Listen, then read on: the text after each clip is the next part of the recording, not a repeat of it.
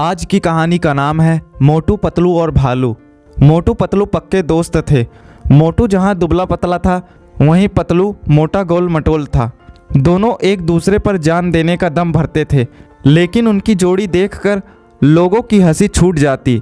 एक बार उन्हें किसी दूसरे गांव में रहने के लिए मित्र का निमंत्रण मिला। उसने उन्हें अपनी बहन के विवाह के अवसर पर बुलाया था। उनके मित्र का गांव कोई बहुत दूर तो नहीं था, लेकिन वहां तक पहुंचने के लिए जंगल से होकर गुजरना पड़ता था और उस जंगल में जंगली जानवरों की भरमार थी। दोनों चल दिए। जब वे जंगल से होकर गुजर रहे थे तो उन्हें सामने से एक भालू आता दिखा। उसे देखकर दोनों भय से थरथर कांपने लगे।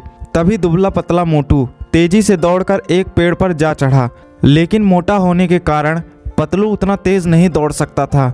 उधर भालू भी निकट आ चुका था, फिर भी पतलू ने साहस नहीं खोया।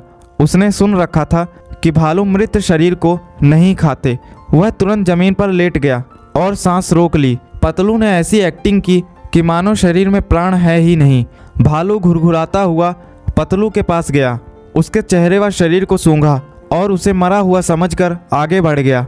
जब भालू काफी दूर निकल गया तो मोटू पेड़ से उतरकर पतलू के निकट आया और बोला, मित्र, मैंने देखा था भालू तुमसे कुछ कह रहा था। क्या कहा उसने? पतलू ने गुस्से में भरकर जवाब दिया, मुझे मित्र कहकर ना बुलाओ। और ऐसा ही कुछ भालू ने भी मुझसे कहा। उसने कहा, मोटू पर विश्वास न करना, वह तुम्हारा मित्र नहीं है। यह सुनकर मोटू शर्मिंदा हो गया। उसे अभ्यास हो गया था कि उससे कितनी भारी भूल हो गई है। उसकी मित्रता भी सदैव के लिए समाप्त हो गई। दोस्तों, इस कहानी से हमें यही शिक्षा मिलती है, सच्चा मित्र वही है जो संकट में काम आए।